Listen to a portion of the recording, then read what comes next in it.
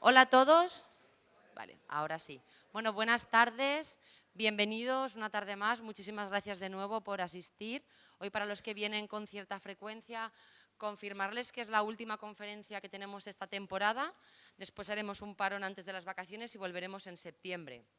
Hoy tenemos una actividad un poco que se sale, digamos, de la línea habitual de conferencias, pero bueno, creemos que la ocasión lo merece. Así que me voy a tomar incluso unos minutitos para presentarles bien a Enrique Aparicio. Muchos lo conocerán, pero para quien no, para que sepan por qué lo hemos traído a él.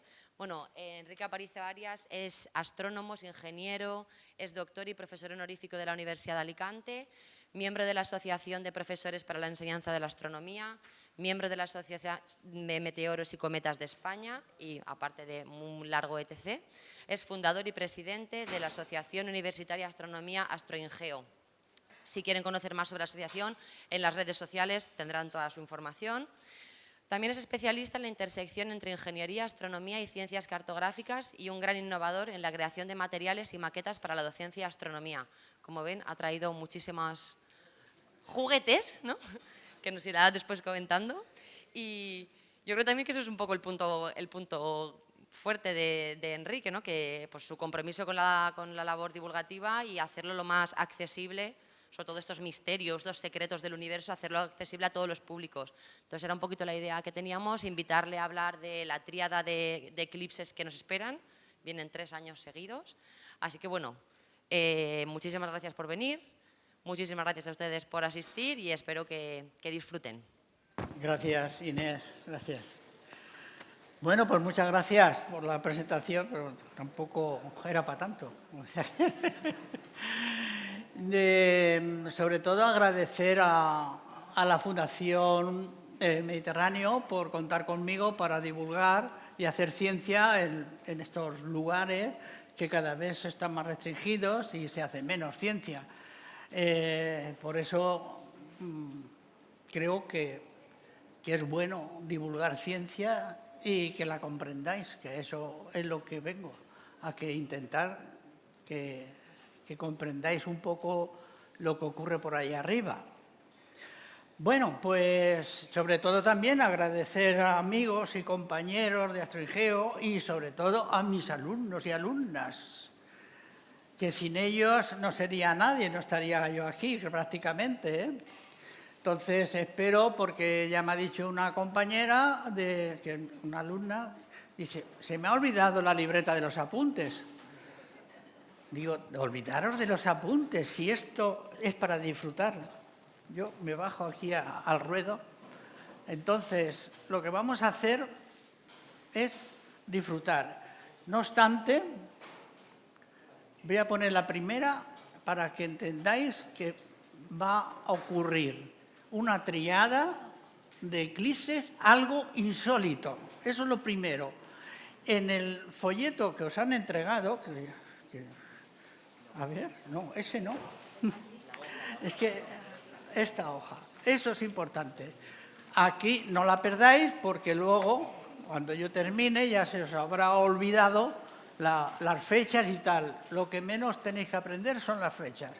Pero saber que cada año hay un eclipse. Y ahora sabremos qué es un eclipse y por qué se produce. Entonces, esta hoja está hemos elaborado allí en el departamento, pero para saber las diferencias entre eclipses parciales, eclipses totales, eclipses anulares. Eso es lo que es importante que os quede.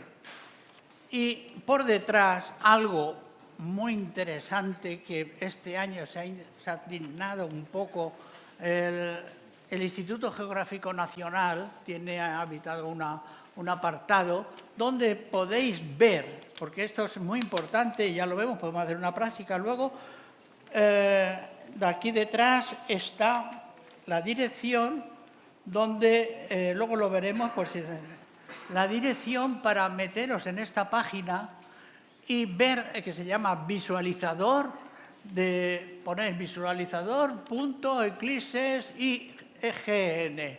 Y con eso os va a llevar a un mapa. Lo vamos a hacer en práctica, ¿eh? Aquí no no es solamente teoría, vamos a intentar trabajar un poquito, porque si no se me duermen, a partir de las 7:30 empezáis a dormiros. Bueno, como diría un colega, decía, y esto es lo más importante, con lo cual ya hemos terminado.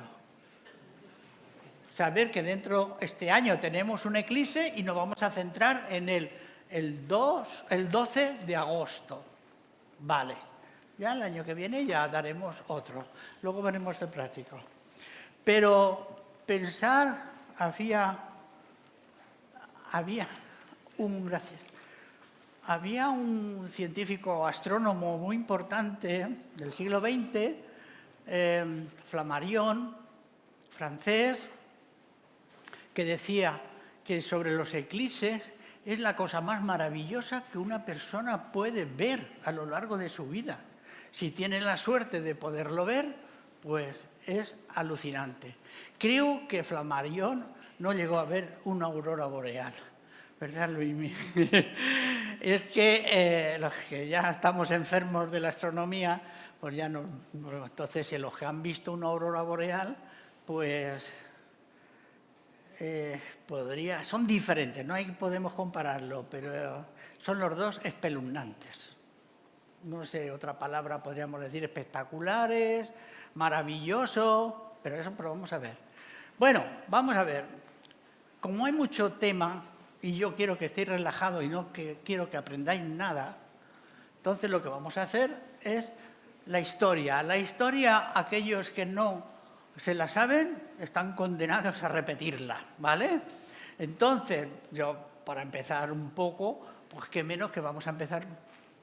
Esto es un poco lo que quiero, el contenido, pero el contenido, como no hay que aprenderlo académicamente, pues bueno, ahí están, lo vamos a ir viendo.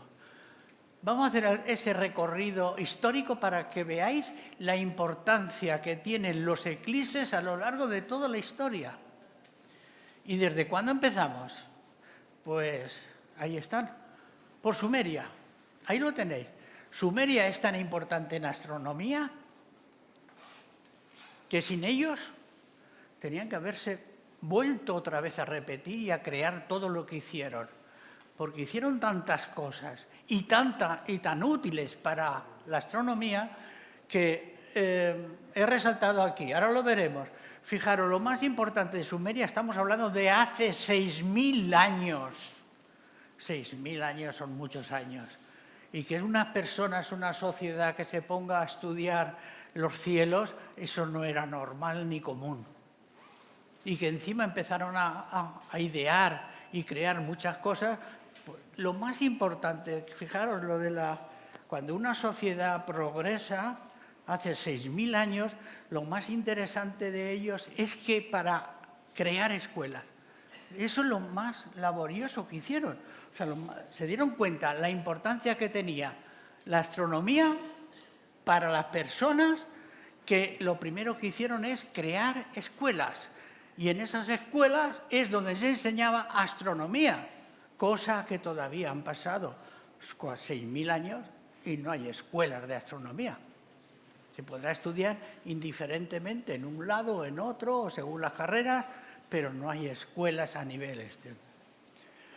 Bien, ahí tenéis alumnos explicando y siempre como central tenemos el sol, la luna y siempre bordeando, ¿vale? No porque con esto pues podríamos estar mucho tiempo. Esto se lo debemos a ellos.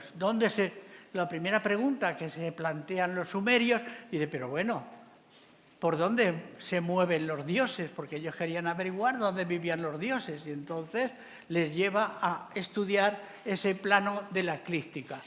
Entonces, se mueven por aquí, esos dioses querían averiguar quién había detrás del Sol y entonces dieron origen a las distintas constelaciones de la banda zodiacal.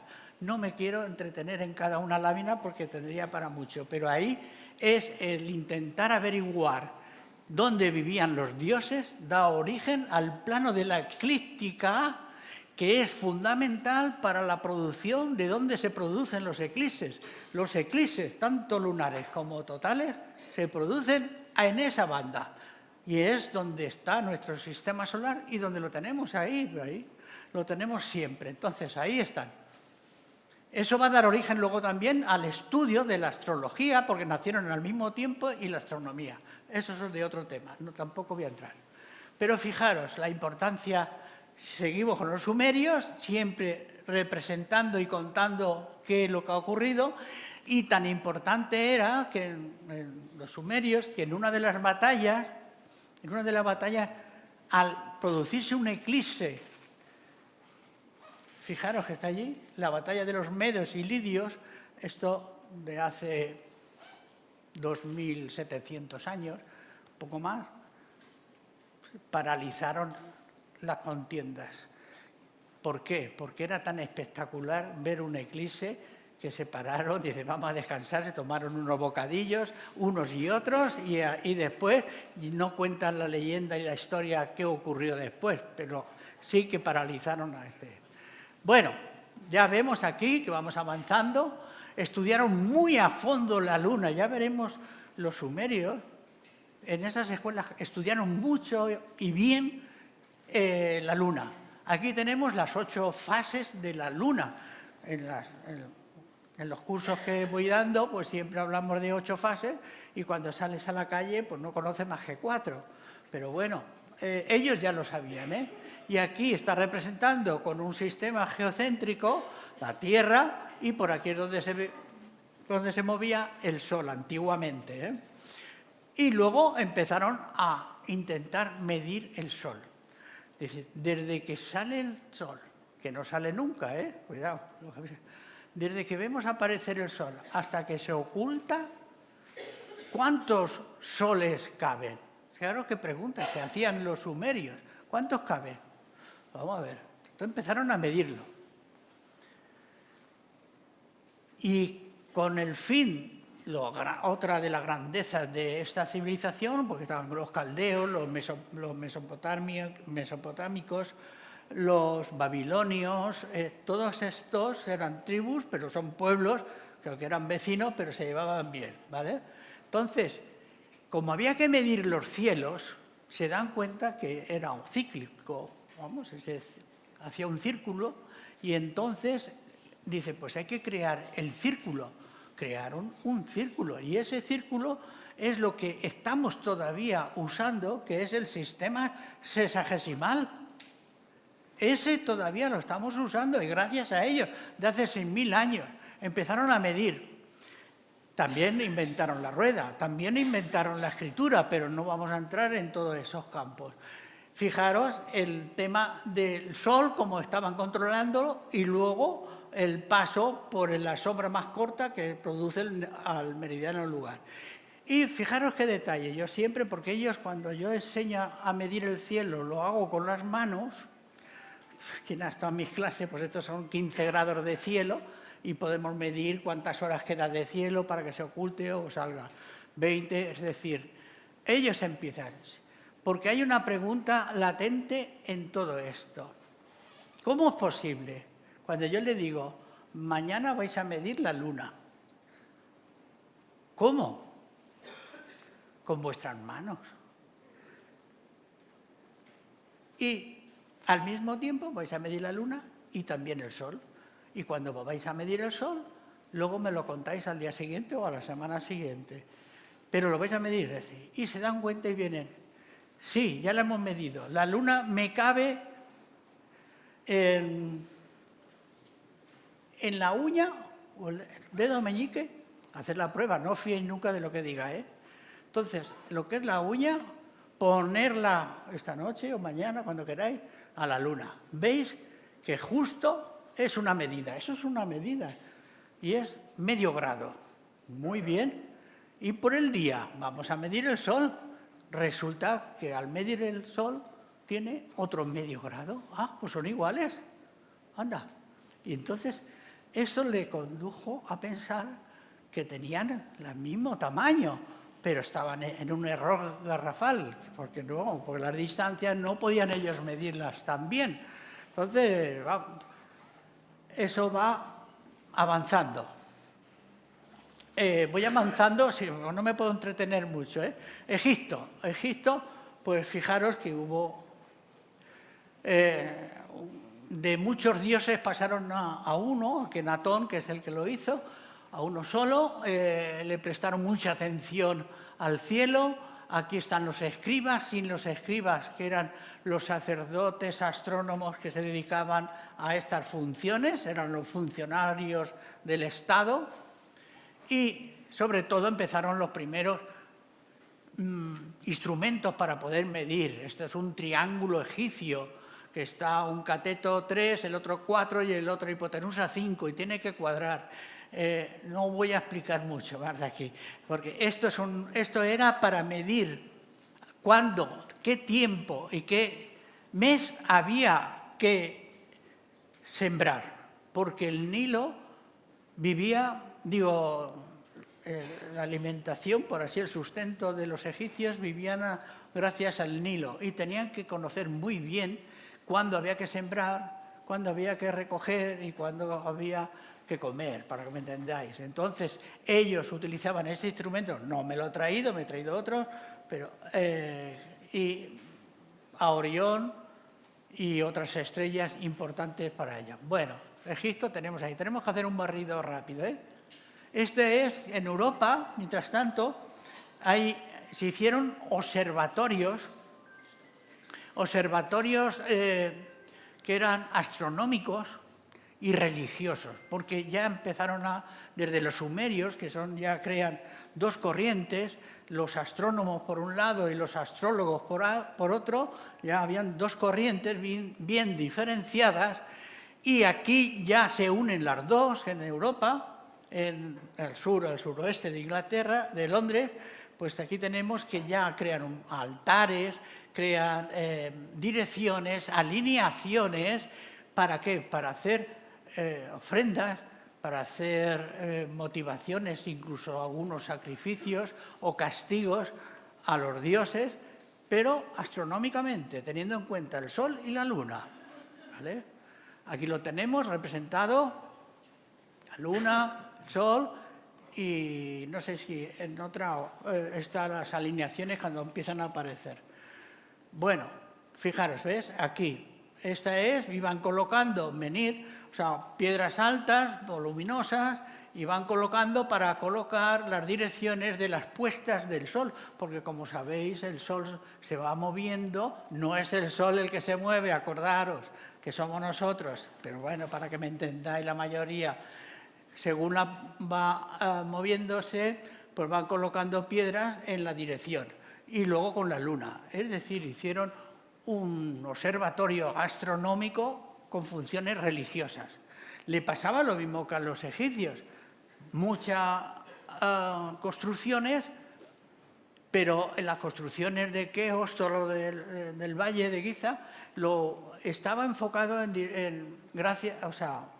por el poder de los emperadores o faraones en este caso, para meterse él con conceptos religiosos, para ir desde la tierra, subir a los cielos. Ese era el concepto de los egipcios. Querían estar cerca de las estrellas, porque allí Anubis, el Can Mayor, los conducía por una barca hasta llegar a prácticamente, que estaba en Orión, donde iban a ser juzgados ahí. Si alguien conoce un poco el Amat, que era el juzgado, ponía en el corazón, extraía en el corazón, y en otro lado estaba la pluma, y según cómo pesaba le mandaban, o tú para el infierno, o sea, a la tierra, y tú te quedas aquí en el cielo. Es decir, todo esto se creó una cultura megalítica muy interesante. Fijaros, este mapa hecho por los sumerios es de 2500 años antes de Jesucristo, antes de Jesucristo. Y ya está orientado, norte, sur, esto es un mapa sumerio. Esta piedra se le llama en cartografía o catastro, que da el origen, un kudurrú, pero ese kudurrú ya te está indicando, es un límite territorial para indicar los límites de una frontera u otra. Estos son las primeras de una plomada que tendrá a lo mejor la friolera de eso de 6.000 años y está la moderna ahora. Esto como estaban trazando las horas babilónicas y las itálicas después, y esto no son construcciones, o sea que todo tiene una relación directa de lo que estaban viendo. Fijaros aquí la creación de estos monumentos, este es de los sumerios, es un zigurat, una construcción megalítica muy importante, pero fijaros que todo esto gracias porque los sumerios lo bueno que tenían es que apuntaban todo, y cómo y por qué. Entonces aquí va el control. Y esto es un observatorio astronómico. Y aquí en Egipto pues estaban los famosos escribas que se llamaban orologio por medición del tiempo. Y este edificio de aquí es un nilómetro. Un nilómetro es un instrumento del tamaño de un edificio, como podía ser este, menos plantas, pero como este edificio, que servía para el control de la nivelación del agua del río Nilo. En función de la altura que estaba cogiendo, así exigía el faraón tener que pagar más o menos impuestos. Esa era la función que tenía el nilómetro. Luego las pirámides están todas orientadas perfectamente, todos a 90, y si lo podéis comprobar con internet también, ¿vale? Todo. Grecia ya pegamos un salto, van aprovechándose todos los conocimientos que se tenían de los sumerios y de Egipto y los van a mejorar. Y lo van a mejorar pues metiendo mitología, creando un hábito para la cultura general y metiéndole matemáticas ahí. Entonces ya, y sobre todo, el primero que habla un poco más de Eclipses es Tales de Mileto, que es una figura totalmente importantísima en matemáticas, pero es el primero que anota y describe bien, perfectamente, qué es un eclipse y por qué suceden todos los... Bueno, seguimos. Los chinos. Los chinos eran muy buenos astrólogos, eran muy supersticiosos y siguen siendo supersticiosos, ¿vale? Pero en los cálculos fallaban un poquito, no eran tan precisos ni como los griegos ni como los sumerios. Los sumerios eran los más perfectos, los demás. Pero esto es un año, cuentan las crónicas, un eclipse solar tomó por sorpresa a la corte y al astrónomo responsable del nombre Jiji, fue castigado y ejecutado por no avisar a tiempo de la llegada de un eclipse. Así que aviso a los astrónomos que están en la sala que hagan bien las cosas, que pueden morir del susto, ¿vale? Entonces, China ha ido siempre muy supersticiosa y siguen siendo, y por eso el año chino siempre van con un calendario lunar que copiaron de los sumerios, ¿vale? Y siempre ellos, para los eclipses, era una preocupación, para que me entendáis, porque pensaban que eso que sea de día y que venga alguien, que no sabía quién, y que se haga de noche cuando es las 12 del mediodía, no es comprensible para el ser humano. O sea, eso no se puede entender así tan fácil que a las 12 del mediodía, mañana, imaginaros que mañana a las 12 se haga de noche. ¿Qué ocurre? Entonces se ponían tan nerviosos los chinos que le echaron la culpa a sus dragones, a uno de ellos, que era el malvado, que lo que estaba haciendo es que un dragón se estaba comiendo el sol y era la luna, pero entonces no daban para más aquello. Y entonces esa es la culpa. Entonces los dragones tienen una relación muy directa con los chinos, porque además todavía el año nuevo pues desfilan unos dragones tremendos, pero ese dragón lleva miles y miles de dinastías viajando por los cielos cada vez que había un eclipse, ¿vale? Y siempre esta creencia que viene arrastrada también desde Sumeria, siempre ha habido dos tendencias. Por un lado estaban los técnicos y especialistas, astrónomos chinos y cartógrafos, que eran muy buenos, todo esto, pero eran muy pocos. Y la mayoría eran astrólogos, hechiceros, que creían que eran supersticiones, creencias ancestrales, que un momento el pueblo chino no había hecho bien los deberes y mandaban los dragones para castigarlos, ¿vale? Los árabes le pasaba lo mismo que a los griegos, muy buenos en construcción de instrumental, construían muy bien los instrumentos.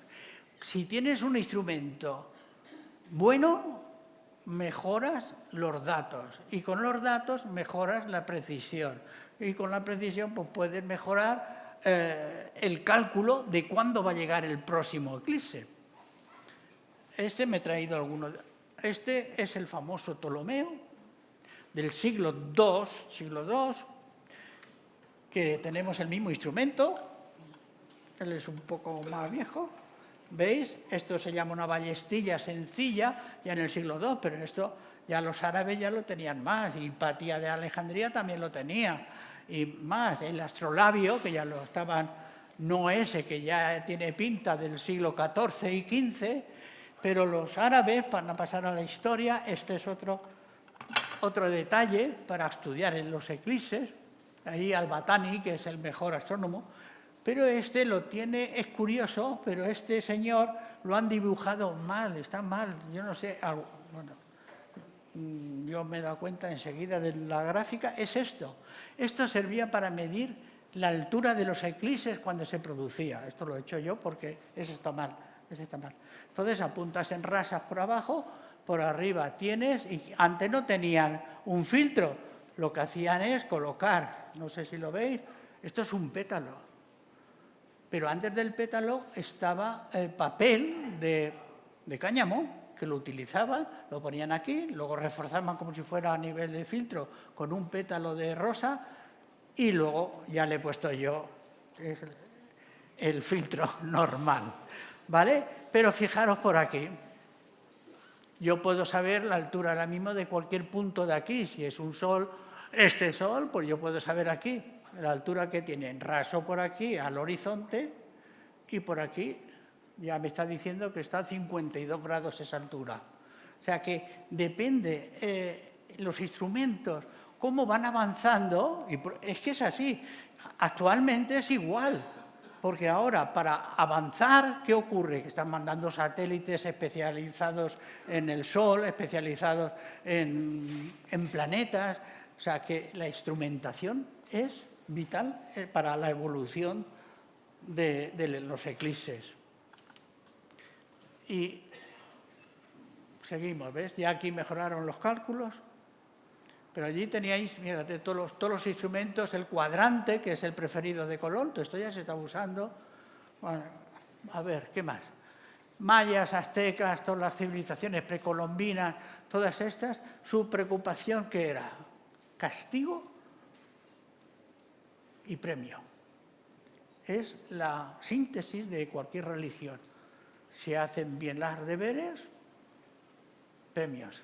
Si hacen mal los deberes, castigo. Pero lo peor es que castigaban matando a las personas.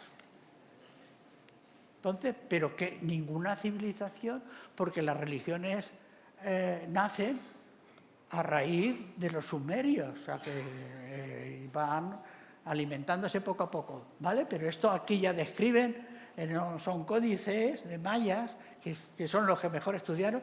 Estos son observatorios megalíticos, también antiguos, pero vamos, aquí están, descripción de los eclipses.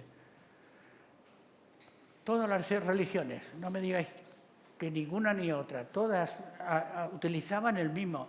Si eras malo, castigo, muerte y sacrificio. Extracción, lo peor es que los mayas extraían el corazón, los demás a lo mejor lo mataban.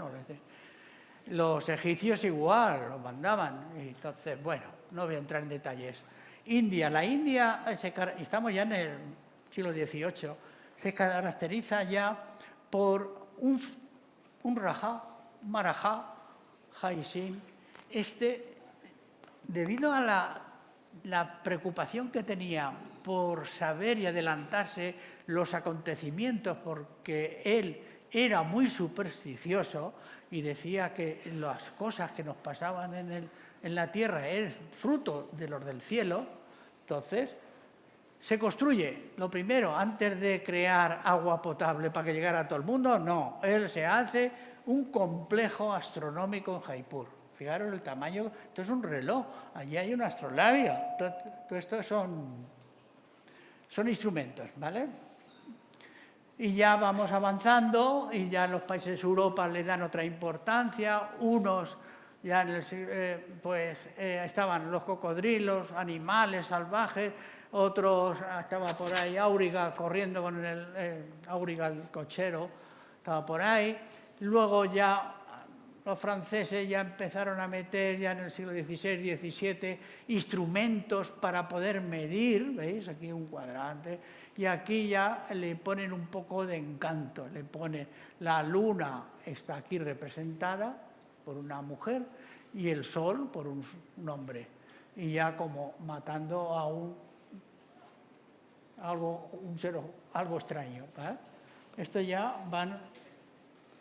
Bueno, Colón también aparece en la historia, debido a que va a utilizar un eclipse de sol, en este caso, un eclipse de sol, de luna, un eclipse de luna total, para que carguen el navío de alimentos.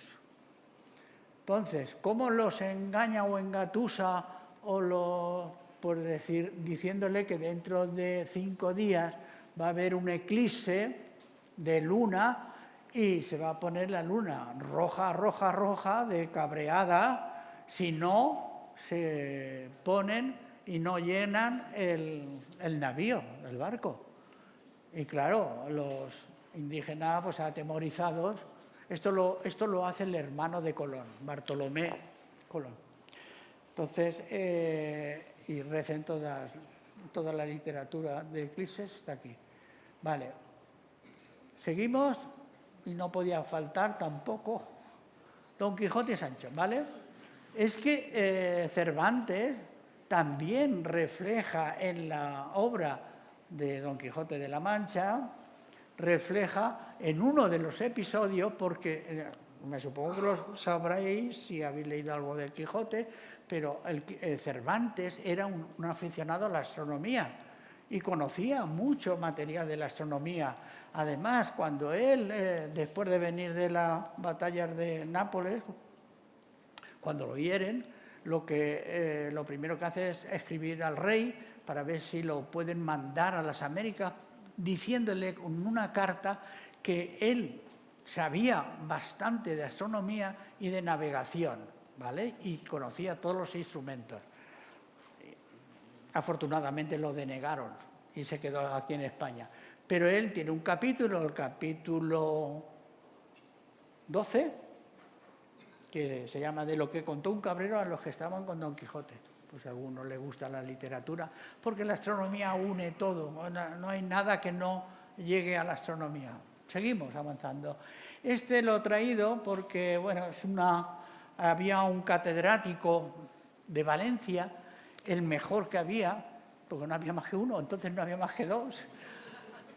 No había tantos catedráticos, ahora habrá cientos, décadas de 1000, yo qué sé cuántos, pero antes no había más que uno, el catedrático Jerónimo Muñoz de Valencia, y otro que era zaragozano, que era Martín Cortés, catedrático también de astronomía. Con esos dos era suficiente para abastecer todo el territorio. Por fijaros aquí, este señor, menos mal que este profesor pues hizo un resumen. Mira aquí donde aparece un resumen de todo el tratado suyo. Aquí aparece la ballestilla otra vez, que lo que sirve la ballestilla es este instrumento que he enseñado para medir alturas. ¿Ves? Aquí lo tiene, sol, y aquí lo que pasa lo tiene muy bajo. Realmente tiene que estar a la misma altura del horizonte. Allí tenemos en una escena de cómo los astrónomos de la época, a lo mejor del siglo XVIII, pues tenían una visión de astronomía. Ya más cercano nos vamos metiendo a Jorge Juan, Santa Cilia y Antonio Ulloa, porque ellos, aparte de cartógrafos, topógrafos, geodestas, lo que hicieron eran, aparte en la parte de astronomía, pues midieron, estas son las posiciones de los satélites y anotaciones de los satélites con los satélites de Júpiter, ¿eh? El más grande es Júpiter y van anotando qué días y cómo y cuándo están cada uno. Vale, pues ellos fueron testigos de varios eclipses, los dos, y reflejaron en un artículo denominado el eclipse de Sol. Y también, este es el gráfico que hicieron de otro eclipse anular, que el anular lo veremos dentro de 2 años. Y estos son las manchas solares, porque utilizaban las manchas solares para medir el tiempo, ¿vale? O sea que no... Luego, Josep Comas i Solà, un gran astrónomo catalán, que allí en un observatorio de Llobregat, pues se le ocurre, ahí tenemos en su libro, un eclipse que él estaba muy preocupado por registrarlo en cine, un eclipse. Y entonces fue el primero en el mundo que hizo un espectro del cromosfera solar. Y luego descubrió tantos asteroides que por eso he puesto aquí un asteroide, aunque sea artificial, de la cantidad de asteroides que descubrió. Repito, Comas i Solà tiene una calle aquí en Alicante, ¿vale? Este es el eclipse del 28 de mayo de 1900. Fijaros qué casualidades de la vida, que Flammarion, como todos los científicos, ¿qué es lo que va a pasar este año? Que van a venir todos los científicos y no científicos a ver nuestro eclipse de España. El 12 de agosto coincide con vacaciones y van a venir un mogollón de gente experta de lo mejor, porque el que ha visto un eclipse no se quiere perderlo. Entonces, esto, os digo, hace 126 años, se trasladaron a Elche, porque ese es el eclipse que pasaba justo por Alicante y por Elche. Decidieron irse a Elche por condiciones meteorológicas, supongo, y ahí esto es lo que captaron. Y esto es el panorama. Tampoco había tantos en el eclipse, pero sí era importante es que allí había un señor que miraba atento a ver lo que hacían los científicos. Este es otro, hubo otro eclipse 5 años posterior, y estos son en el ABC lo que salía el comentario de cada uno de lo que hacían. Los instrumentos, veis que ya se estaba mejorando, todavía son refractores, todo. Y esto es lo que obtuvieron ahí, pero bien, porque no había más, no se podía conseguir otra cosa. Entonces, había un farmacéutico de Villena, llamado Tomás Giner, que es aficionado a la astronomía. Entonces, ¿qué hacía? Pues cuando llegó el eclipse de 1900, lo que hizo es irse con los científicos y allí a ver si se... Total, cuando llegó casualmente Flammarion, nada menos que Flammarion, se acercó a ver a Giner, Tomás Giner, se acercó a ver qué hacía y estaba dibujando los paisajes de la Luna, porque todavía no había llegado el eclipse, porque estaban esperándolo todavía. Se quedó sorprendido de las imágenes que hacía con un telescopio pequeñito, con un telescopio que, aunque os creáis mentira, era un poquito más grande, pero no creáis que este es un catalejo, prácticamente, que es el que usó Galileo para poder mirar hacia arriba. Y claro, esto se mejoró, pero ahora lo veréis. Además, un catalejo que se montó, que se lo hizo él seguro, excéntrico. Pero era tan bueno dibujando que a Flammarion le encantó sus dibujos y dice: mándame todo material que hagas, me los mandas. Y tanto fue la colaboración entre Giner y Flammarion, cuando ya terminó el eclipse, que Flammarion lo propuso para ponerle un cráter a Giner en la Luna. Y lo consiguió. Hasta que llegaron los americanos y en lugar del nombre de Giner, le quitaron el nombre de Giner y le pusieron Posidonius P. Triste. Hemos escrito miles de cartas hace 20 años para reivindicar y que vuelvan a ponerle el nombre de Giner, pero al final estaba yo solo y 3 más. Así que, bueno, aquí lo tenéis, por si alguien no me lo cree. Hicimos una vez en la asociación, en Astrengeo, una exhibición, un museo de todo lo que había hecho con otro compañero, un matemático de un instituto, Francisco Panadero. Hicimos, mirad el refractor que tenía José. Ya ves, es que es increíble que pudiera hacer dibujos. Y tanto era así que la batería se está agotando. Recomendamos que enchufes el equipo o cerrar. Ernesto, yo no sé dónde estará el enchufe.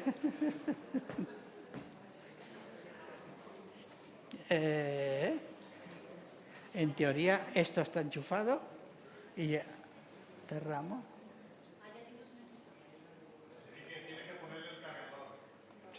El cargador está puesto. Ya está, pero vamos, que está puesto al ordenador.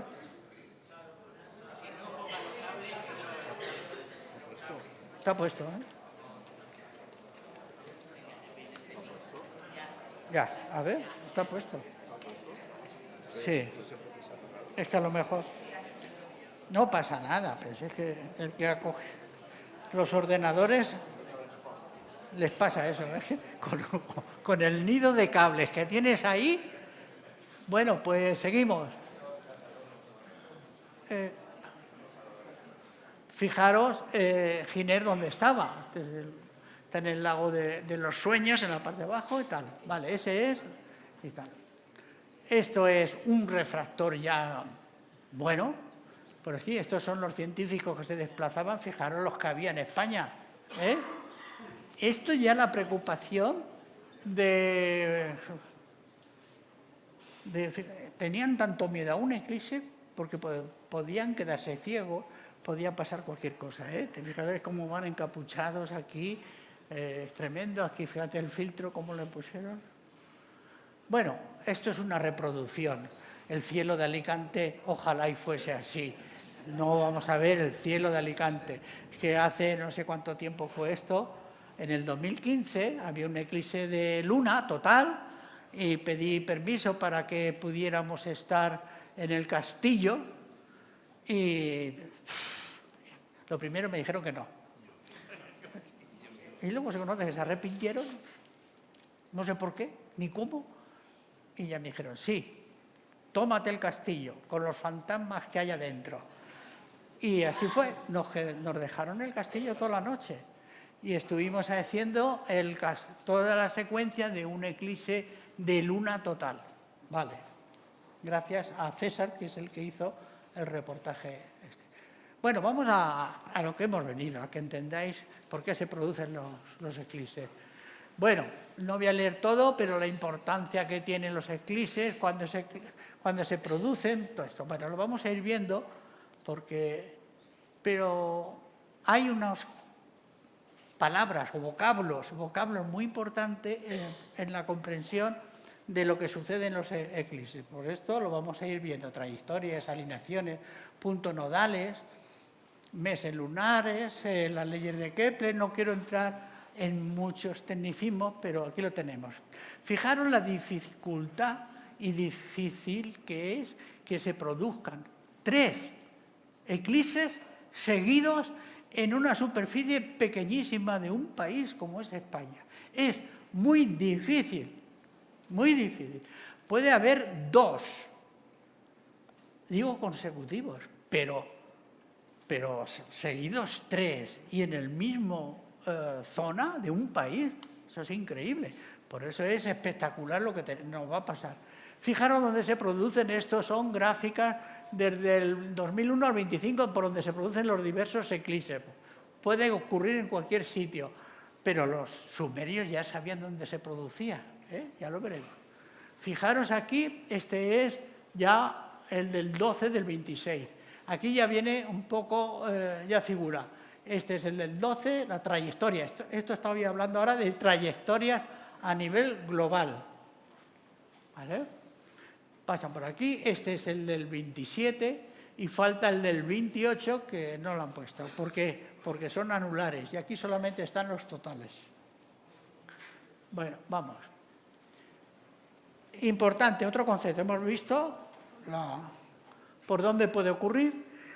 El del 12 de agosto arranca desde Canadá, pasa por Groenlandia y se viene a España, ¿vale? Y termina en Baleares. Esto es lo que se conoce como la banda de oscuridad. La banda de oscuridad es lo más importante que sucede en un eclipse. Bueno, luego hay más cosas que lo vamos a ver, pero la banda de oscuridad es importantísima. Vamos a hacer un ejercicio rápido.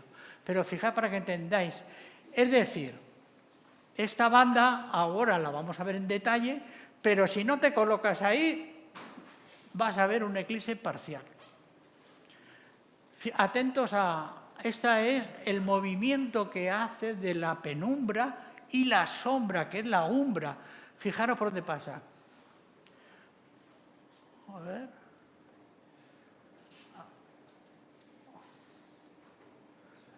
Mira, Groenlandia y España y se va, ¿vale? Esto no es tan fácil, que ocurra. Luego vamos con otro concepto. La banda de sombra o conos de sombra produce la umbra y penumbra. Ahí tenemos la umbra. Y aquí tenemos este gráfico que es donde se ve también la penumbra y la umbra, ¿vale? Esto no es más que... Parece tan fácil, pero no es tan fácil. A ver.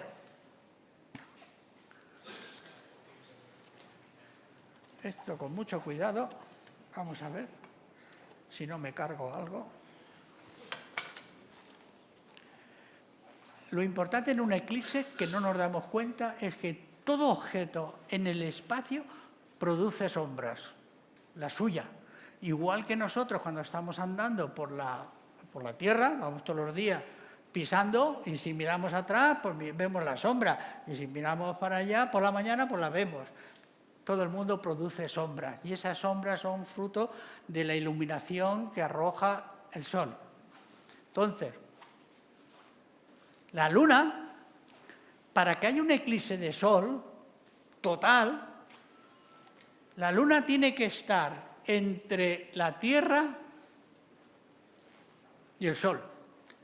El Sol, si lo tuviera que poner a ese tamaño, lo tenía que llevar allí al puerto y meterle allí, pues más o menos casi 60 metros de diámetro. ¿Qué es lo que ocurre en un eclipse de Sol?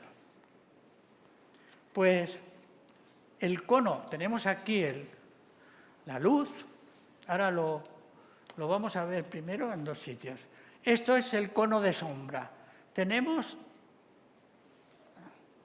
la Luna, ¿vale? Esto es peligroso, ¿eh? No digo nada, pero ya lo enseñaré al final. Y entonces, la Tierra, la tenemos aquí, vamos a dejarla... Tiene que ser...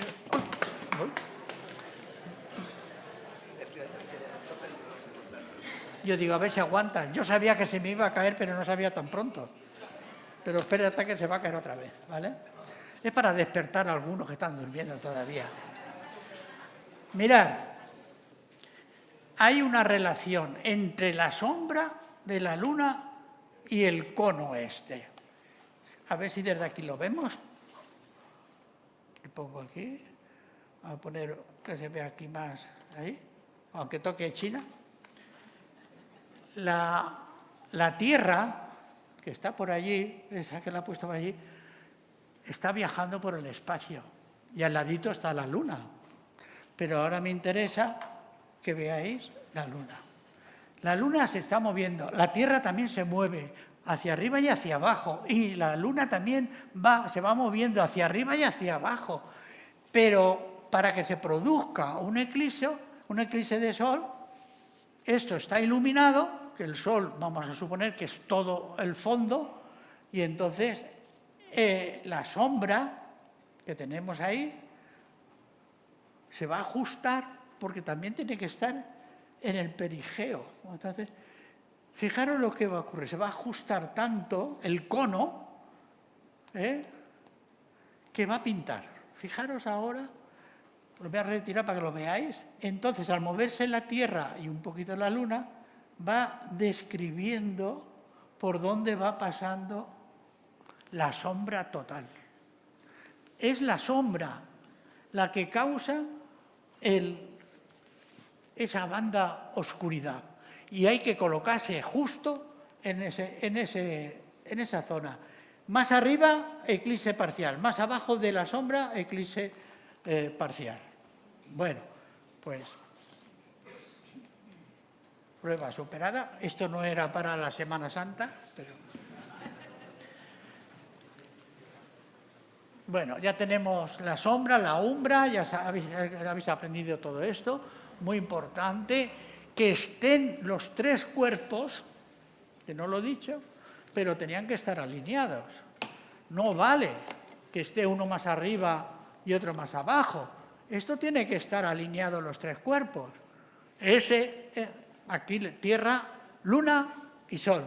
Acordaros que es el primer principio, que tienen que estar alineados, sabiendo que la Tierra sube y baja respecto al Sol y la Luna sube y baja respecto a la Tierra, ¿vale? Y luego se van moviendo cada uno, van fluctuando por las leyes de Kepler. Luego, eso es importante. Aquí, alineados.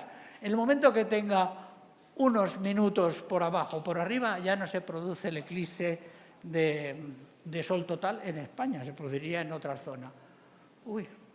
Y ahora, fijaros qué detalle aquí, en esta lámina. Esto es un gráfico del señor catedrático de 1600. Fijaros qué gráfico, porque si te colocas aquí, los rayos que ves será un parcial. Si te colocas aquí, otro parcial. Y si te colocas aquí, justo dará el eclipse de Sol total. Esto es de 1600, ese gráfico. Ya hemos hablado de la alineación, seguimos. Aquí parece que están los tres cuerpos alineados. No, no están los tres. Está la Luna, la Tierra y el Sol, y no están casi. Con que haya una pequeña diferencia es suficiente para que no se produzca. Se producirá en otro sitio, pero si no están alineados, tenéis que esperar. Tienen que estar alineados perfectamente, y para que estén alineados perfectamente tiene que estar la Luna, que sabemos que sube y baja. Hay unos puntos de intersección entre ese plano que va subiendo y bajando con el plano de la Tierra, de la eclíptica, que sube y baja también. Es decir, esos planos tienen que ser coincidentes. O sea, a ver, Félix, ¿está por aquí Félix?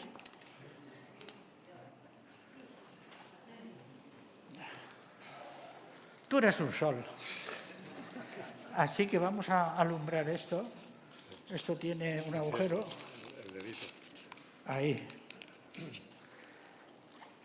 Primero, para que se produzca el eclipse. Pero esto es importante, que sepáis que la Tierra está subiendo, sube a un máximo, que es el 21 de diciembre, ¿vale? Y siempre va acompañando la Luna, ¿no? Y luego llega por aquella parte, porque vamos a hacerlo así bien, va por aquí, bueno, si no es igual, os imagináis. Aquí estamos en marzo, el 21 de marzo, el equinoccio, y luego, ahora, cuando lleguemos a la parte de abajo, sería el solsticio de verano. Muy bien. Ahora, ¿dónde estamos? Estamos en agosto, no hemos llegado al 21 de junio. Luego, el eclipse se va a producir antes de llegar, un mes antes de llegar al 21. ¿Y la Luna? Pues la Luna, si hay un eclipse de Sol total, tiene que estar entre medias de los dos y tiene que llevar su sombra. Pues aquí la tenemos. aguanta. Puede que llamemos a alguien más, pero bueno. Ya lo tenemos. Este es el concepto real, porque no ha llegado la posición que va a tener en el espacio. No va a llegar todavía al 21 de junio, le falta un mes. Y entonces la Luna debe de estar ahí. Pero tiene que tocar la Tierra un poco, la sombra, porque si no, no hay eclipse. Si la Luna está más lejos o más cerca del Sol, se produce un eclipse de Sol anular. Tiene que estar cerca, tiene que estar en el perigeo para que el cono de sombra toque la Tierra, la superficie. ¿Me entendéis? Así se producen los 3 eclipses, ¿vale? Uno, el total, con el cono rozando, pintando, como la Tierra va girando, pues puede ir pintando por donde va pasando. Y acordaros que la Luna pues, se va moviendo respecto a la Tierra en unos 5,2 grados respecto a la Tierra. Pero es que a su vez los dos juntos tienen que ir subiendo y bajando. O sea, es una complejidad de movimientos que son muy bonitos de verlo y enterarse. Porque ahora mismo, cuando hay, por ejemplo, un eclipse de luna total, la Luna tiene que estar aquí en esta parte. ¿Y qué ocurre? ¿Por qué se pone roja? Porque la sombra, el cono de sombra de la Tierra va a iluminar la Luna. Y otro detalle respecto a las leyes de Kepler es que la Tierra, fijaros, las dos juntas, unas veces está más separada por una de las leyes de Kepler y otras veces está más cerca. Pero al mismo tiempo, la Luna está unas veces más lejos y otras más cerca. O sea, toda esta combinación de elementos se tiene que producir para producir bien el eclipse. Muchas gracias, Félix. Luego te invito. No, es igual.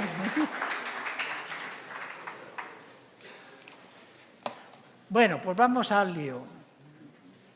Ya esto lo habéis comprendido. Esto ya es más difícil de comprender, pero es lo mismo en síntesis, porque es lo que acabo de explicar. Aquí tenemos el punto nodal, que es la intersección del plano de la Luna con el plano de la Tierra, y aquí está dibujado, no es más. Y entonces, en ese plano de la Tierra se producen los nodos que se llaman. Las intersecciones de los dos planos son nodos. Nodos ascendentes y nodos descendentes. Van subiendo porque tiene que cumplir la subida y bajada, no ya estirar y bajar.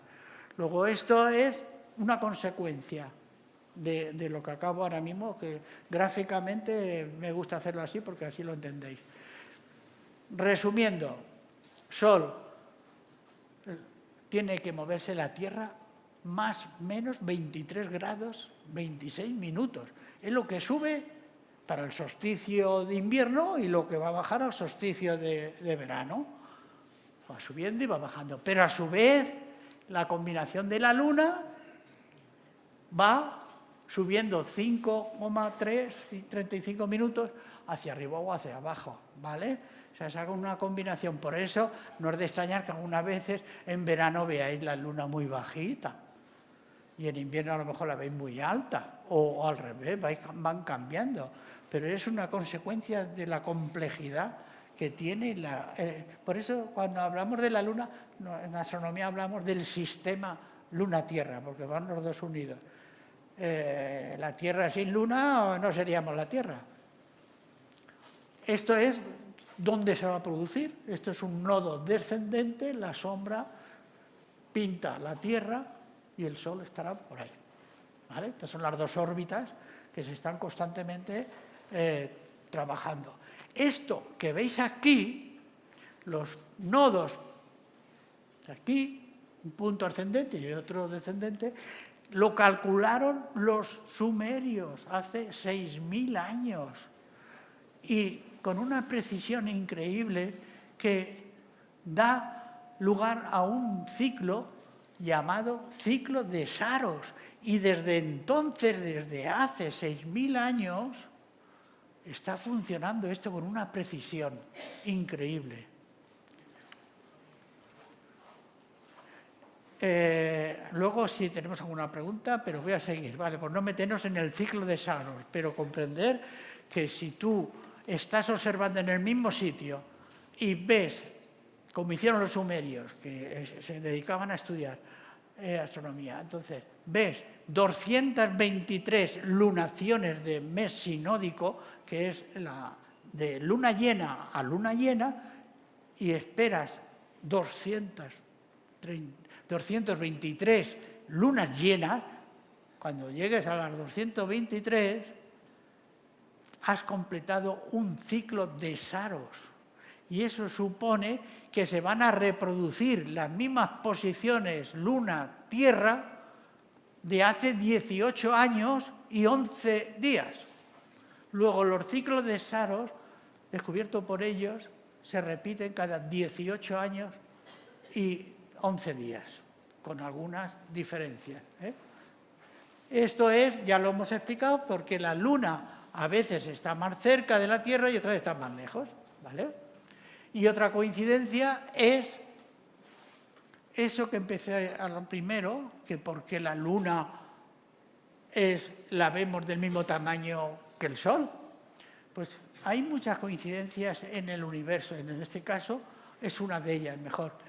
La Luna es 400 veces menor que el diámetro, o sea, el diámetro de la Luna es 400 veces menor que el diámetro del Sol, pero a su vez la Luna está separada del Sol 400 veces. Eso es una casualidad bonita y que ocurre. Y eso es lo que hace que la Luna cubra en un eclipse de Sol total el total del limbo, lo que es el disco. Si no, sería imposible, porque de tantos movimientos, pues figuraron lo que podía pasar, imposible.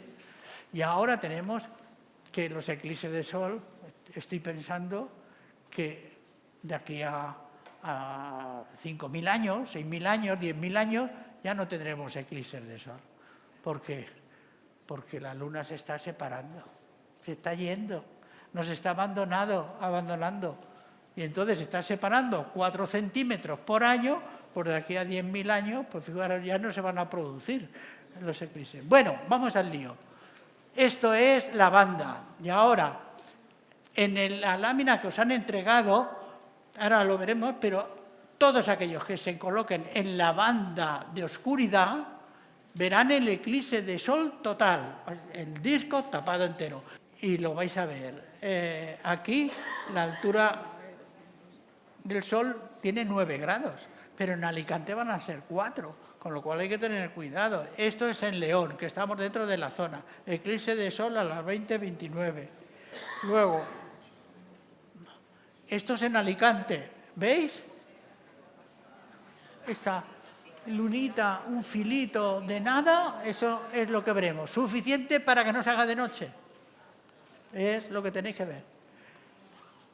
Bueno, nosotros teníamos eso, lo vamos a ver en la universidad, en el parque científico. Ahí vamos a hacer el desarrollo para poder ver el eclipse, aunque sea parcial al 99%, pero lo vamos a hacer allí. Para aquellos que se queden en Alicante, los que no, pues tendrán que irse a la zona de oscuridad. Esto será más este que este, ¿vale?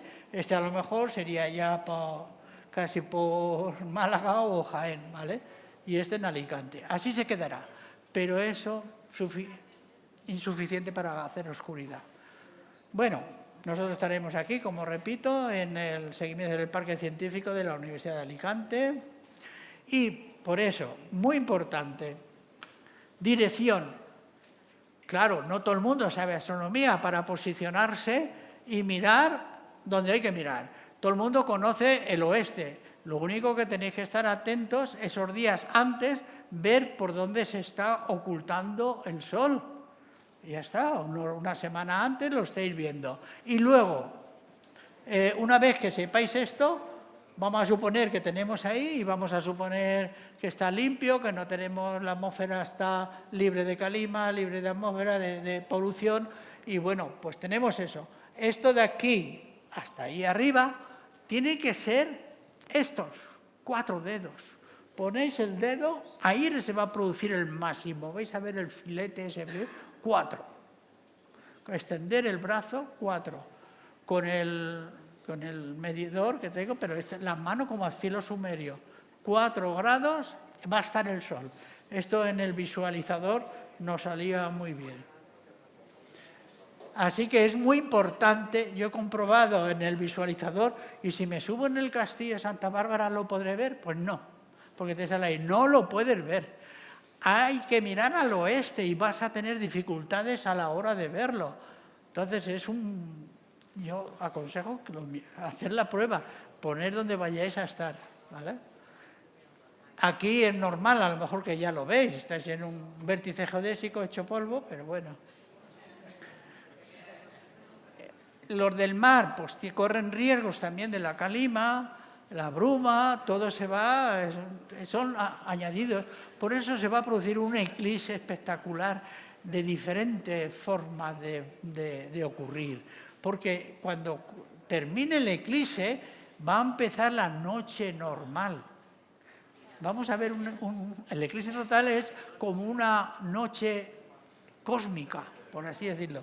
Y sin embargo la otra va a ser una noche, cuando ya termine el eclipse, se hará otra vez de día, pero como estamos a punto de que el sol se oculte, pues se va a empezar el crepúsculo civil. Y entonces va a volver otra vez de noche. Luego importante el sitio. Esto es como recuerdo del 11 de agosto del 99, que nos pasó lo mismo. Tuvimos que dividirnos, la asociación, hubo personas, compañeros que se quedaron en la Universidad de Alicante, y estos son de la Universidad de Alicante en el año 99. Y los demás nos fuimos a París, eclipse solar total a París, ¿vale? Hay un vídeo de todo aquello. Este también fue un eclipse parcial, otro que hemos visto, el del 2005, un eclipse anular, que está aquí. Y estos son las cromosomas. Y ahora vamos allá a lo último, que es la protección. Esto es otro toma de la protección de las gafas. Importante, tenéis que aconsejar a los niños y no niños que no miren al sol directamente. Se pueden quedar ciegos, no ciegos. Van a producir unas averías, por así decirlo, mecánicas, en la retina. Pero claro, ¿qué necesidad tenéis de que ocurra esto? Luego, protección máxima. Voy a ver, esto no lo abro con el vídeo, pero es espectacular de ver el sol en directo, cómo está trabajando. Tenemos muchísimas imágenes del sol, yo me he traído aquí algunas, todo esto, de José, que tiene un observatorio solar y está controlando el sol. Entonces, ahora vamos a ver los métodos. ¿Cuál? Lo primero, esto son inventos, que no son inventos, son mejoras para las clases, para los... Sí, eso, espérate. Esto es fácil de hacer.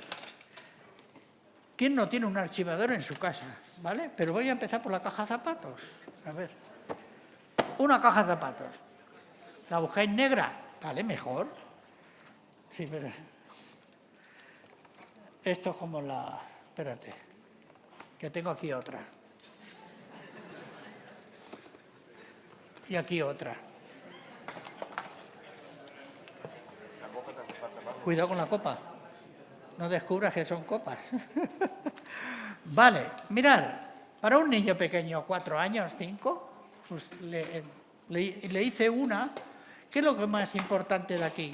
Lo más importante de la caja, tanto esa como esta, la vais a ver mejor, es, primero, aparte de pintarla de negro por detrás, un fondo tiene que ir en blanco y el opuesto... Mira, ya se ha roto el traslado. Tiene que ir con un papel de aluminio, ¿vale? Esta se ha roto, ahora lo vemos con otra. Y entonces aquí hay un agujerito que te obliga a que el papel de aluminio te lo pongas aquí, ¿vale? De espaldas al sol. Y mires por aquí y estás mirando la pantalla de fondo blanco. ¿vale? Tapado, ¿eh? Tapado. Bueno, eso va rápido. Aquí, lo mismo.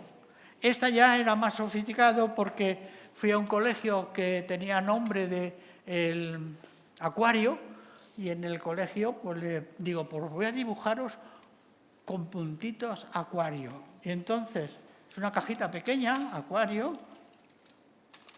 Aquí tenemos, que yo con el alfiler, una cabeza de alfiler, pones primero el aluminio, lo pinchas, haces la forma de acuario, o la osa mayor, o la que tú quieras, y entonces te lo pones en un lateral. Yo ahora mismo vamos a suponer que el sol... Es José que me lo pone siempre a posta. Vale, mirad, si yo tengo aquí no pasa nada, ¿eh? La entrada de luz, eso es lo primero que tenéis que ver. Yo en este caso me lo pongo así, ¿vale? Puede ser que me caiga por ahí. Entonces lo tengo aquí, entra la luz por aquí y yo veo el eclipse aquí en el fondo de la pantalla, pero yo he abierto una ventana para ser cómodo, ¿vale? Ya está ahí. Y lo veo. Como yo hice un dibujo, pues me sale acuario con muchos eclipses que van a salir. No hay más. Este más grande, pero también mejor. Más igual. Otro que se ha roto. Pues sí que hemos hecho bien. Vale, pues lo mismo. Ahora tiene aquí las entradas para poder verlo. Si esto lo podéis ver luego al terminar, ¿vale? Se ve perfectamente, sin ninguna necesidad. Este lo tengo así puesto, lo pongo al sol. Esto está al sol. Y miro por aquí y lo podéis ver. Luego, si queréis, vale. Más, aconsejable. Esto es un filtro solar, o sea, para ver el eclipse de sol, pero un filtro de soldadura, pero debe ser del 14, no menos de 14. Os lo digo, 14. Podéis pasarlo, que esto se hace totalmente negro. Esto, las gafas, incluso estas, para divertirte un poco con los niños, le pones unas gafas para ver el eclipse y no hay problema, seguridad total. Esta igual, estas las que tenemos nosotros y total, podéis comprobar. Luego ya, pues si queréis haceros una, pues lo tenéis aquí, otra y esto igual. Nada, estos son igual, gafas para el eclipse. Yo ahora mismo se hace esto negro, o sea, no veo nadie, con luz, nada, todo tapado. Vale, ¿qué más? Ahora, que usamos los telescopios, pues aquí... Espera, gira, está bloqueado. No, para que lo vean un poco. Vale. Fijaros, esta es la entrada donde va...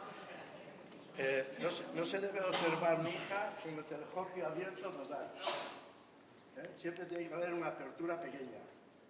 O si es un refractor, ya sé que es otra cosa. Pero los de espejo, apertura total no, porque entra demasiada luz. Siempre tiene que ser con una reducción. Normalmente yo suelo poner el filtro solar aquí y se coloca como protección. Como no hay, pues Enrique, colocas esto aquí. Vale, esto es que no está hecho a medida.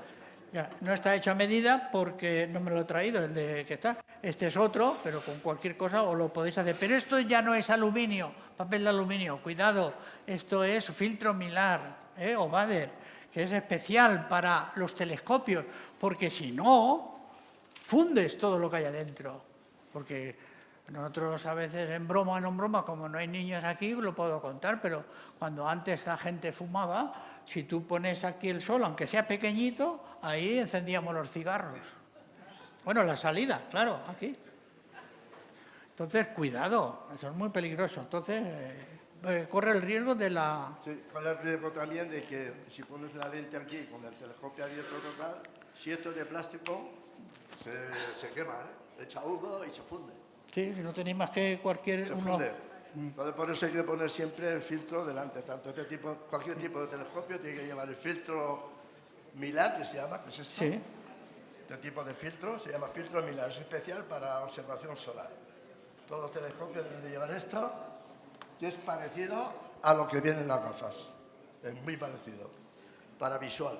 Luego para fotografía es parecido, pero cambia, digamos, la densidad neutra que tiene.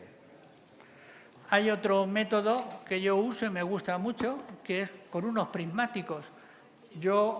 Y el método es el método bolillero. O sea, yo le cojo a mi mujer el bolillero, se lo cauto, o sea, se lo confisco, y lo utilizo con unos prismáticos que los sujeto. Y entonces, vamos a suponer que estos son los prismáticos. Si esto ahora mismo tengo una silla como esa, lo que hago es ahora mismo al revés, ¿vale? Por aquí entra la luz, el sol, y lo que tengo lo cojo a una silla que esté a la misma altura del sol, y por aquí tengo que poner un papel un blanco perpendicular a la salida del ocular de aquí. Y aquí se va a ver el eclipse de sol total. Y no necesitáis, eso tiene que estar controlado y vigilado por los mayores. No, aquí lo vais a ver igual y muy bien el eclipse, ¿eh? O sea, eso con prismáticos, sin tener que mirar. Luego está el sistema de freidora. Si alguien no tiene instrumentos, no tiene nada, pues lo que tiene que hacer es ponerse debajo de un árbol. Te vas a un arbolito espeso, aquí al Canalejas, y observas, mientras que todos los demás están mirando al sol, tú mira al suelo y veréis que estos agujeritos que antes estaban en las cajas se están proyectando tantos eclipses de sol como solitos veáis. Ahora lo vamos a ver. Esto es todo. Voy avanzando. Esperar. Ahora ya que hemos explicado todo, ahora lo vais a ver en imágenes en un minuto. La caja estenopeica es esa que os he enseñado. Vamos a ver, es este el fundamento. Y eso siempre en espaldas al sol. Esto es lo de los arbolitos. Va a entrar la luz entre huecos y huecos. Y luego este es el sistema bolillero, que esto es en lugar de poner el bolillo, pues yo utilicé tapando un poco y se proyecta aquí. Y esto es lo que se va viendo en el eclipse, esto es con el bolillero. Vale. Esto ya, por eso mucha precaución cuando cogéis un telescopio, que os podéis pegar. Importante, ya estamos usando las gafas, los eclipses, para los eclipses totales, y tampoco hay que tener las gafas constantes, verla, descansar, 15 segundos, 30, se la dais a otro, descansáis, porque también verás que también notas calor, ¿eh?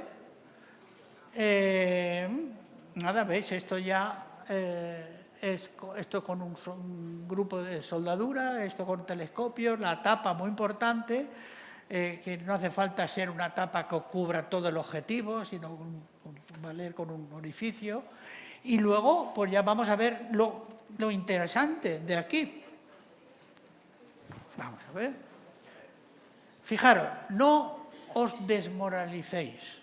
Si 15 minutos antes de estar nublado, seguir, porque la experiencia nos ha enseñado que estando allí en Reims, pues todo el mundo se iba porque pensaba que no se iba a ver, estaba nube, lloviendo y de todo, y un minuto antes, los que aguantamos allí el tirón, todo esto hay un vídeo por ahí escondido, se hace un microclima y se despeja. Es algo alucinante lo que ocurre en un eclipse y cada uno es diferente. Entonces, aguantar. Entonces, luego, esto es lo que va a ocurrir, toda esta secuencia. Vamos.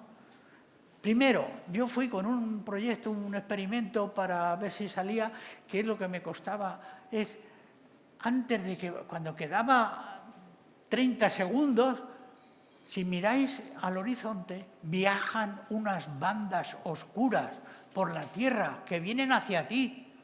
Eso es espeluznante. Son estas bandas. Yo quería captarlas porque no hay nada de estas bandas, no hay nada.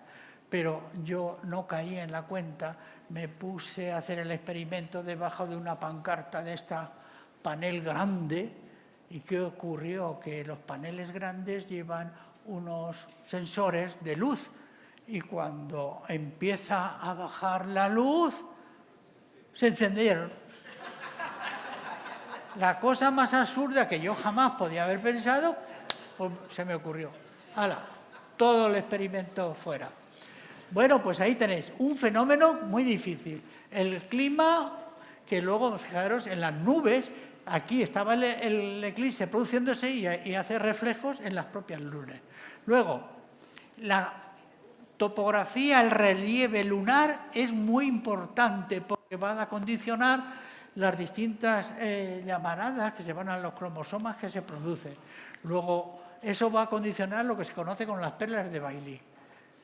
Ahora lo vamos a ver. Aquí ya quedan 8 minutos y la gente se pone nerviosa. El clima empieza a cambiar, se empieza a suavizar, no hay viento, los pájaros se callan. Todo esto es lo que ocurre. Excepto los pájaros se callan, pero las personas no. Se empieza a chillar, empiezan a chillar. Cuando ya queda un golpe de luz, se llama anillo de diamantes. Después empiezan a aparecer el anillo, ese mismo anillo se ve aquí, pero ya empieza a aparecer otro fenómeno que se llama las perlas de Bailey, ¿vale? Aquí se ven las perlas de Bailey, que son como llamaradas que se está viendo alrededor de lo que es el limbo de la Luna. Aquí, ¿veis esto? Y esto porque se produce justo por el relieve lunar, que el relieve lunar tiene valles, crestas, fosas, todo lo que queráis. Entonces esos huecos hacen que se vea eso. Esto es la cromosfera del Sol, que gracias a eso se ve. Y después, cuando ya está terminando la cromosfera de esas perlas de Bailey, aparece la corona solar, que es única, en cada eclipse es única. Son unos penachos que se ven solamente cuando hay un eclipse de sol total. Estos penachos, ¿vale?, alcanzan 1.000.000 de kilómetros, eso que veis ahí. Entonces, y cada eclipse es diferente, es distinto. Entonces, no sabemos cómo se va a producir a una hora también muy distinta, pues puede ser que estos penaches salgan un poco anaranjados, yo qué sé, no lo sabemos. ¿Ves? Otro. ¿Veis? Yo no sé si este puede ser el de América. Es evidente, este es el de América, que lo hizo él el reportaje, y es aquella secuencia que se fue a América. ¿Qué año fue? ¿En el 19? 17. Bueno, ¿veis? Yo espero que puede ser que veamos algo parecido así. Vale. Luego, en un eclipse de sol total, ¿qué ocurre? Que se hace de noche total. Y debemos de ver Venus, al menos. Aquí tenemos el eclipse de sol, cerca del horizonte, veremos Venus y veremos Arturo, como mínimo. Entonces, es algo especial. Es lo mismo, si antiguamente en los chinos aparecía un dragón, ahora tenemos a Leo, que es el que se va a comer el eclipse. Importante, gafas, protección. No te lo pierdas, si podéis estar en la banda de oscuridad, pues mucho mejor. Esto es la secuencia cuando empieza a morder, un poco más. Esto sería casi como Alicante, todavía un poco más, y ya la corona solar. La corona solar, ya os digo, alcanza 1.000.000 de kilómetros y tiene una temperatura esta de 2 millones de grados. 2 millones de grados tiene la temperatura de ahí. Esta es toda la secuencia de allí, la de Estados Unidos.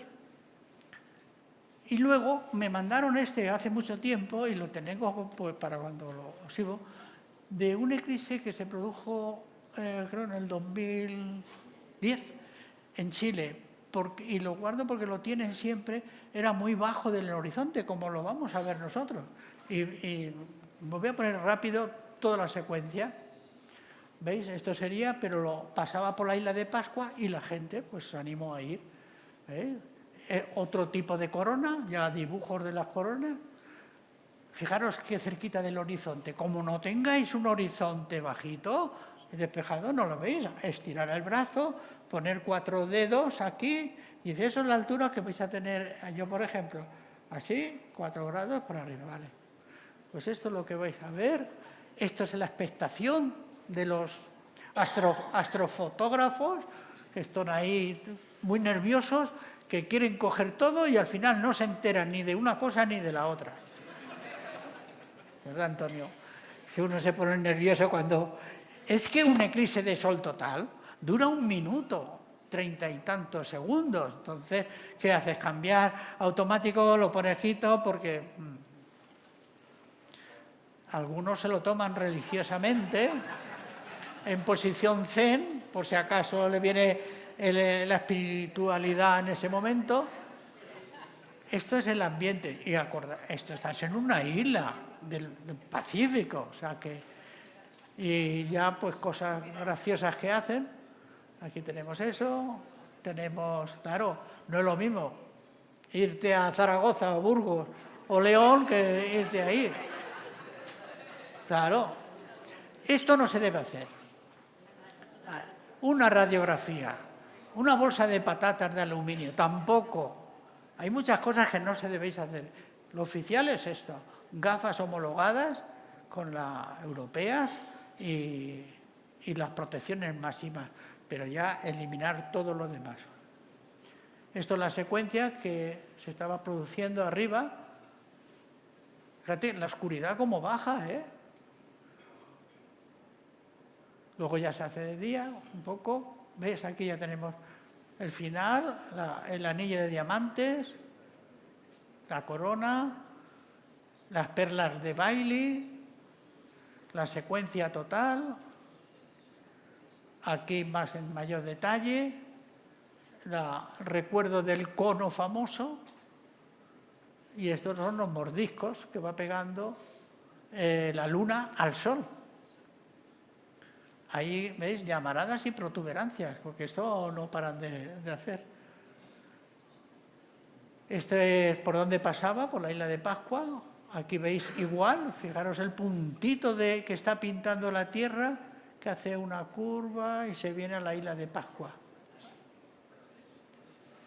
¿Vale? Y fijaros, pegadito al horizonte, a las montañitas. Bueno, pues